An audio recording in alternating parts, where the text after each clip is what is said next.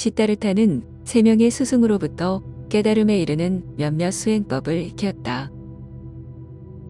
첫 번째는 고행을 통한 윗바사나로 진화를 찾는 수행이고, 두 번째는 불의의 마음으로 절대에 이르는 수행이고, 세 번째는 무소주하고 일체무해하여 해탈하는 수행이었다.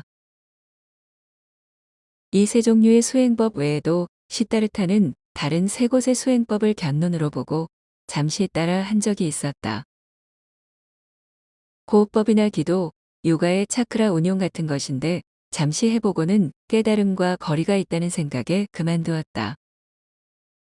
따라서 그가 세간의 수행법에 관심을 가진 것은 총 6가지이고 그 가운데 3명의 스승은 실제로 깨달음을 얻을 수 있다는 생각에 문화에 들어가 제자가 되었다. 시다르타가 그동안 체득한 깨달음의 경지. 그건 간략히 진화, 반야, 절대, 무아, 해탈이었다. 이 5가지 명제는 오늘날까지 깨달음의 척도나 법방으로 활용되고 있다. 이처럼 큰 의미를 지닌 경지임에도 시다르타는 애써 그것들을 부정했다. 고차원 생각이 정교하게 만들어낸 허상으로 규정 지은 것이다. 영혼이 정화되고 자유로운 의식을 얻게 되는 건 틀림없다.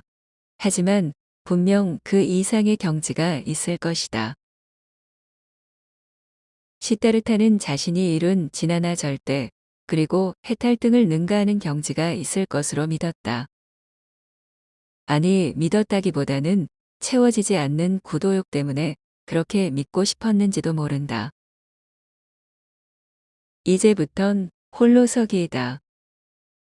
왜냐, 앞선 세 스승을 능가하는 수행자는 세상 어디에도 없을 테니 말이다. 시다르타는 이후 6년 동안 수행에 매진하게 된다. 과연 그는 여태껏 자신이 이룬 경지보다 더 높이 오를 수 있을까? 만일 그렇게 해서 뭔가를 성취한다고 해도 그것이 더 이상의 경지가 없는 무상정등각임을 어찌 확신할 수 있을까? 시다르타는 겐지스강을 건너 바이샬리 서편의 숲으로 갔다. 그곳에서 삼림이 우거져 사람들의 왕래가 뜸한 곳을 찾았다. 음식은 숲에서 구할 수 있는 열매나 풀잎, 뿌리 같은 것을 뜯어 생식을 했다. 어쩌다 그곳을 지나던 목동이나 나무꾼들로부터 공양을 받게 되더라도 생존에 필요한 최소한의 것만 취했다. 시다르타는 야의대로 야의어 뼈만 앙상한 몰골이 되었다.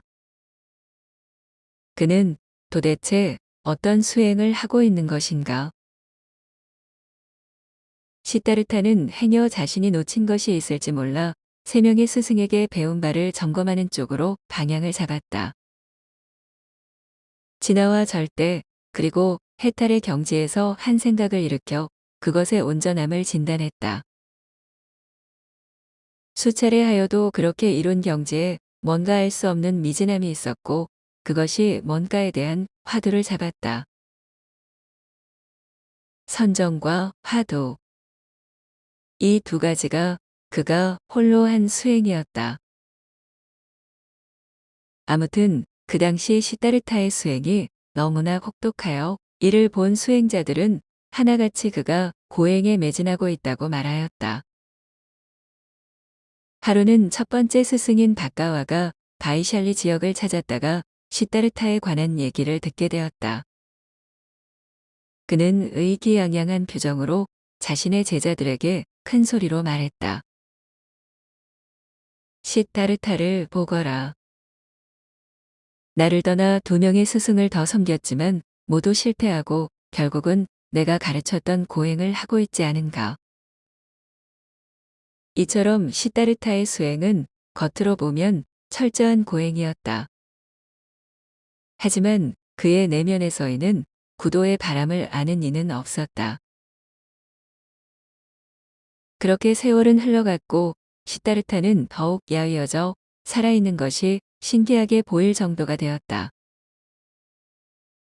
방광대장엄경에 의하면 시다르타의 몸은 부서진 집의 석가래처럼 갈비뼈가 드러나고 등뼈가 튀어나온 것이 마치 대나무 마디와 같았고 눈은 우물처럼 움푹 들어갔고 피부는 쭈글쭈글한 것이 말라비틀어진 육포의 형상이고 손을 들어 먼지를 털면 몸의 털이 우수수 떨어졌고 배를 문지르면 등가죽에 가서 닿았다고 한다. 이처럼 시다르타는 목숨을 바쳐가며 수행에 정진했다. 하지만 그에게 더 이상의 깨달음은 없었다. 진화와 절대, 그리고 해탈을 능가하는 경지는 존재하지 않았다. 그의 마음은 처절히 무너져 내렸다. 죽을 때까지 정진해도 아니 내생에 또 그 내생에 태어나 정진해도 기약이 없는 길이다. 아, 정녕 더 이상의 경지는 없는 것인가. 시다르타는 자리를 털고 간신히 일어났다.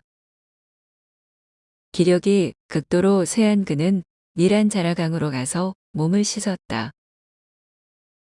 수행자가 몸을 씻는 것은 고행을 중단한다는 의미가 있었다.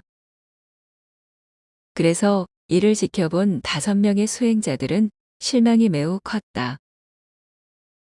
늘상 자신들에게 고행의 본을 보여왔던 시다르타가 아니었던가. 기력이 너무 없었던 시다르타는 몸을 씻은 뒤 강가에 쓰러지듯 누웠다. 이대로 굶어 죽을 수도 있는 상태였다. 그런 그에게 강변 마을에 사는 수자타라는 여인이 나타났다. 그녀는 유미죽을 시다르타에게 공양했다. 시다르타는 참으로 오랜만에 음식다운 음식을 먹었다. 기운을 차린 시다르타는 무턱대고 발걸음을 옮겼다. 텅 빈 그의 마음에서 좀처럼 볼 수 없었던 번뇌들이 스멀스멀 올라왔다. 실로 더 이상의 경지는 없는 것인가? 하지만 채워지지 않는 이 갈증은 무엇인가? 궁극의 깨달음을 얻으려는 마음마저 버려야 하는가? 나는 익히 그런 마음조차 버려 해탈에 이르렀다. 하지만 그렇게 이룬 해탈이 실존이라는 확신을 얻지 못했다. 실존에 대한 온전한 자각이 없이 어찌 참된 깨달음이라 하겠는가? 아, 실존.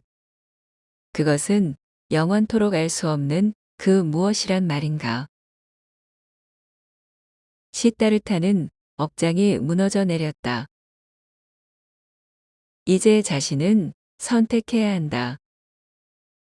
환속하여 부친의 뜻에 맞춰 살아갈지 아니면 3명의 스승으로부터 배운 경지에 안주하며 수행자로서 살아갈지를. 양쪽 길 모두 마지못해 가야 하는 불편한 길이었다. 시다르타는 더위에 지쳐 나무 그늘 밑에 쓰러지듯 주저앉았다. 무성한 잎을 늘어뜨리고 있는 보리수 나무 아래였다. 바로 이 대목부터 기존 힌두교 수행과 구별되는 불교의 놀라운 법방이 시작된다. 시다르타는 세상에 없던 전대미문의 수행법으로 무상정등각을 성취하게 되니 말이다. 그런데 기이하게도 가장 중요한 시다르타의 성불 과정에 대한 얘기가 없다. 경전 어느 곳에도 찾아볼 수 없고 오히려 크게 왜곡되어 불법을 훼손하고 있다. 시다르타가 보리수나무 아래에 좌정할 때의 굳은 결심과 중도로서 수행에 임했다는 방법론이 대표적인 왜곡이다. 방광대장엄경에 보면 시다르타가 보리수나무 아래에 앉으면서 내가 이제 무상의 깨달음을 성취하지 못하면 차라리 이 몸을 부숴버릴지언정 이 자리에서 결코 일어나지 않으리라 라고 말하며 스스로 굳게 다짐했다고 한다.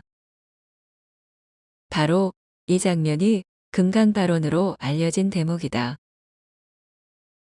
다이아몬드처럼 굳건한 깨달음에 대한 원력. 여기서 시다르타의 수행이 전환점을 맞이하게 됐다는 설명이다. 그런데 이런 다짐은 세 명의 스승을 떠나 홀로 선 이후 매일 같이 빠지지 않고 했다. 그랬던 다짐을 새삼스럽게 보리수나무 아래에서 할 이유가 뭐가 있으랴. 만일 시다르타가 그렇게 발언했다면 그는 무상정등각을 얻지 못했을 것이다. 왜냐? 온전한 깨달음은 그런 작심과 발언에 역행하기 때문이다. 두 번째 왜곡인 중도는 앞서 잠깐 언급한 바가 있다. 그런데 방광대장엄경에 보면 중도에 대한 상세한 설명이 나온다. 비구들아, 너희들은 마땅히 두 가지 치우친 길을 버려야 하리라. 내가 이제 너희들에게 중도를 설할 터이니 바로 듣고 부지런히 닦을지니라. 중도란 바른 소견, 바른 생각, 바른 말, 바른 행위, 바른 생활, 바른 노력, 바른 기억, 바른 선정이니라. 이름하여 팔정도로서 이와 같은 법을 일러 중도라 하느니라. 불교의 태동과 함께 시작된 핵심 교리인 팔정도가 곧 중도이고 깨닫는 방법이란 얘기이다. 좀 더 쉽게 말하면 바른 생활을 실천하면 깨닫게 된다는 평범하고 단순한 얘기이다. 이런 얘기를 들으면 왜 임재가 고함을 치고 덕산이 몽둥이를 휘둘렀는지 10분 이해가 간다.